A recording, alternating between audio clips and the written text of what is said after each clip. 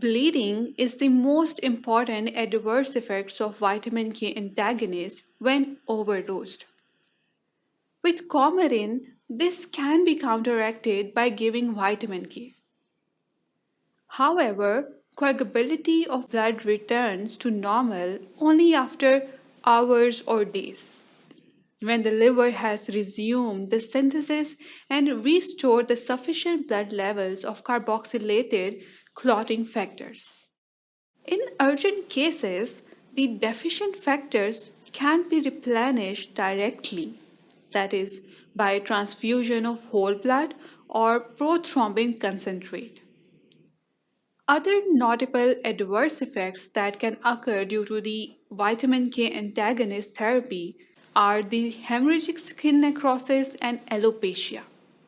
Now, the reason behind alopecia is still unknown. The hemorrhagic skin necrosis or cutaneous necrosis is due to the reduced activity of protein C, and it sometimes occurs during the first week of the therapy in the patients who have inherited deficiency of protein C.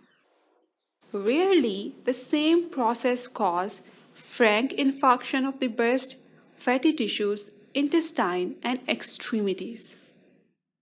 These drugs also have teratogenic effects.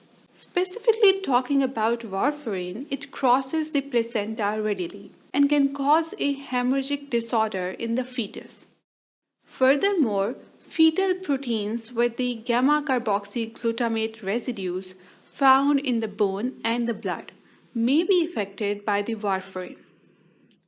The drug can cause a serious birth defect that is characterized by the abnormal bone formation. Thus, warfarin should never be administered during pregnancy. This is the reason you replace warfarin with the heparin in the females who are pregnant or are going to conceive. Heparin is another class of anticoagulant that are much safer than the warfarin. As you can see, these are some serious adverse effects, and the drug has very narrow therapeutic window. So you must be careful about the drug interactions. Now, what are the drug interactions of vitamin K antagonists?